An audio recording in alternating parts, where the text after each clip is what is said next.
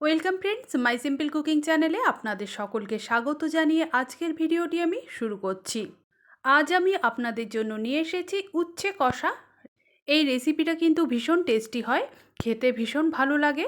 যারা উচ্ছে পছন্দ করেন না তাদের কাছে আমার অনুরোধ রইল, এই রেসিপি অন্তত একবার বানিয়ে দেখুন আর খান। অবশ্যই এই রেসিপি আপনাদের ভালো লাগবে। তবে চলুন আর দেরি না করে উচ্ছে কষা আমি কিভাবে বানালাম সেটা দেখে নেওয়া যাক। বন্ধুরা, এই রেসিপি যদি দেখে আপনাদের ভালো লেগে থাকে তাহলে অবশ্যই আমার চ্যানেলটিকে সাবস্ক্রাইব করবেন, তাহলে আমার চ্যানেলে এইরকম সহজ সহজ রেসিপিগুলি সবার প্রথমে আপনাদের কাছে পৌঁছে যাবে। উচ্ছে কষা বানানোর জন্য আমি এখানে 3টে উচ্ছে নিয়েছি। 3টে উচ্ছেকে আমি লম্বা করে কেটে নিয়েছি, আপনারা চাইলে গোল গোল করেও কেটে নিতে পারেন, তবে লম্বাটা কাটলে দেখতে সুন্দর লাগে। আলুটাকেও এই একই রকমভাবে লম্বা করে কেটে নিয়েছি। এখানে মিডিয়াম সাইজের আলু আমি দুটো ব্যবহার করেছি। এবারে একটা মশলা বানিয়ে নেব, তার জন্য নিয়েছি হাফ পেঁয়াজ, হাফ ইঞ্চির একটু কম আদা, 5 পিস রসুন। উচ্ছে আর আলুর পরিমাণটা আপনাদের কাছে যদি বেশি থাকে সেক্ষেত্রে পেঁয়াজ, আদা, রসুনের পরিমাণটা বাড়িয়ে নেবেন। এবার গ্যাসের ফ্লেম অন করে কড়াই গরম করে নিয়ে দিয়ে দিলাম পরিমাণ মতো সর্ষের তেল। তেল ভালোভাবে যখন গরম হয়ে গেছে তখন আমি দিয়ে দিলাম কেটে ধুয়ে রাখা উচ্ছেগুলো। গ্যাসের ফ্লেমটাকে মিডিয়ামে রেখে আমি উচ্ছেগুলো ভেজে নিচ্ছি। দেখুন উচ্ছের মধ্যে হালকা রং ধরেছে, আর উচ্ছেগুলো যখন নরম হয়ে গেছে তখন আমি উচ্ছেগুলোকে তুলে নিচ্ছি। অতিরিক্ত উচ্ছেগুলো ভাজার কোনো প্রয়োজন নেই। উচ্ছে ভেজে তুলে নেওয়ার পর আমি ওই তেলের মধ্যেই আলুগুলো দিয়ে দিলাম। আলুগুলোকেও ওই একইভাবে কেটে ধুয়ে জল ঝরিয়ে রেখেছিলাম। আলুগুলোকেও আমি মিডিয়াম ফ্লেমে ভেজে নিচ্ছি খুব হালকা করে। দেখুন আলুগুলোর মধ্যেও যখন হালকা রং ধরতে শুরু করেছে তখন আমি আলুগুলোকেও তুলে নিচ্ছি। আলুটা ভেজে তুলে নেওয়ার পর আমি ওই তেলের মধ্যেই ফোড়নে দিয়ে দিচ্ছি একটা শুকনো লঙ্কা, একটা তেজপাতা দুটো টুকরো করে নিয়েছি, আর হাফ টিস্পুন গোটা জিরে।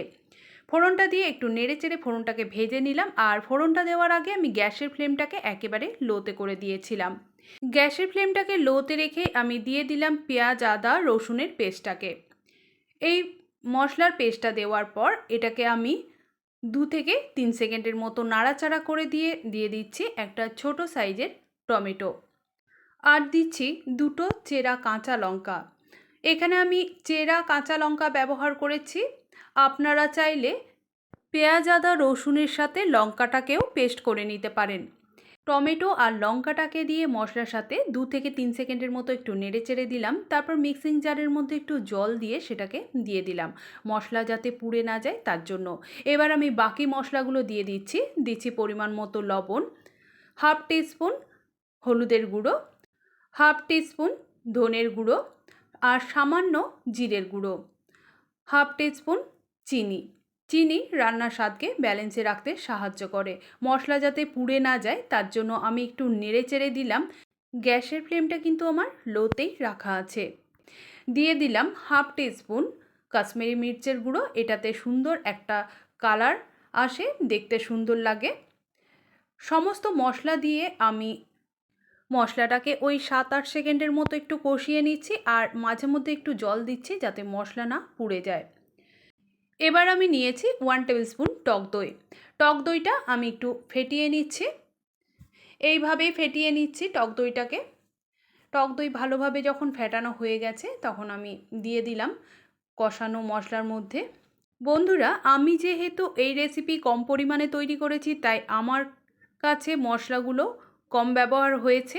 আপনারা যদি এর থেকে বেশি পরিমাণ উচ্ছে কষা তৈরি করতে চান সেক্ষেত্রে মশলার পরিমাণ বাড়িয়ে দেবেন। দইটা দেওয়ার পর মশলার সাথে একটু নেড়েচেড়ে দিলাম, ওই 2 থেকে 3 সেকেন্ডের মতো নেড়েচেড়ে দিলেই হবে। তারপর দইয়ের বাটিতে একটু জল দিয়ে সেটাকে আমি দিয়ে দিলাম। তারপর দিয়ে দিচ্ছি ভেজে রাখা আলু আর উচ্ছে। যে প্লেটের মধ্যে আমি উচ্ছে আর আলুটা ভেজে রেখেছিলাম সেই প্লেটের মধ্যে জল দিয়ে আমি পরে ব্যবহার করে নেব। এখন উচ্ছে আর আলুগুলোকে মশলার সাথে সামান্য একটু নেড়েচেড়ে দিচ্ছি। তবে এই রেসিপি যদি যত্ন সহকারে একটু লো ফ্লেমে ঢাকা দিয়ে কষিয়ে নেওয়া যায় সেক্ষেত্রে এই রেসিপির টেস্ট কিন্তু দুর্দান্ত হয়। তাই আমি গ্যাসের ফ্লেমটাকে লোতে রেখে এটাকে ঢাকা দিয়ে 7 সেকেন্ডের মতো রেখে দিয়েছিলাম। তারপর আবার কড়াই থেকে ঢাকনা খুলে আমি একটু নেড়েচেড়ে দিলাম। তারপর আমি আবারও ঢাকা দিয়ে এটাকে 4 সেকেন্ডের মতো রেখে দেব। এই কাজটি আমি 2 বার করে নিয়েছি। ব্যাস, এখন আমার উচ্ছে আর আলু বেশ ভালোভাবে মশলার সাথে কষানো হয়ে গেছে।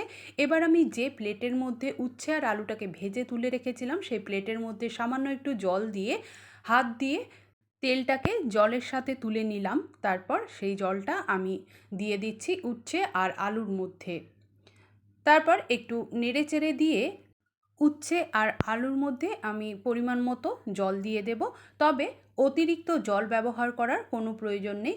যেহেতু উচ্ছে আর আলুটা ভেজেছি, তারপর মশলার সাথে কষিয়েছি, ওতেই অনেক সেদ্ধ হয়ে গেছে। এবার আমি ঢাকা দিয়ে এটাকে 1 মিনিটের জন্য রেখে দিয়েছিলাম লো ফ্লেমেই। 1 মিনিট পর আমি চলে এসেছি। দেখুন, এখন উচ্ছে কষা একেবারে রেডি হয়ে গেল। তবে আমি এই পরিমাণ গ্রেভিটা রাখছি, আপনারা চাইলে আর একটু রাখতে পারেন।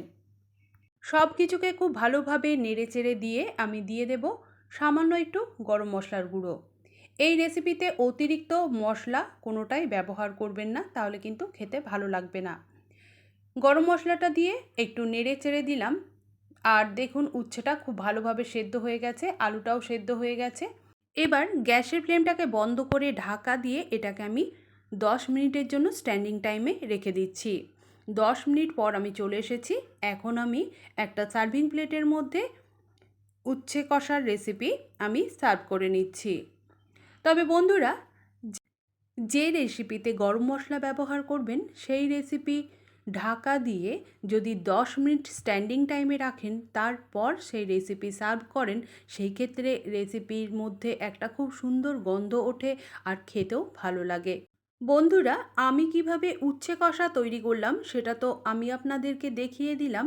এইভাবে অবশ্যই বাড়িতে একবার আপনারা ট্রাই করুন। যারা পছন্দ করেন না উচ্ছে খেতে, তারাও কিন্তু আনন্দ করে এই উচ্ছে কষার রেসিপি অবশ্যই খাবে।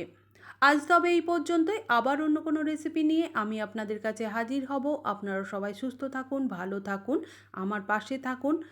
আমার এই রেসিপি যদি আপনাদের ভালো লেগে থাকে, তাহলে অবশ্যই একটা লাইক করবেন, আমার চ্যানেলটিকে সাবস্ক্রাইব করে পাশে থাকা বেল নোটিফিকেশনটা প্রেস করে দেবেন। তাহলে এই রকম সহজ সহজ রেসিপিগুলি সবার প্রথমে আপনাদের কাছে পৌঁছে যাবে। আমার এই পুরো ভিডিওটি দেখার জন্য আমার সকল বন্ধুদের ধন্যবাদ।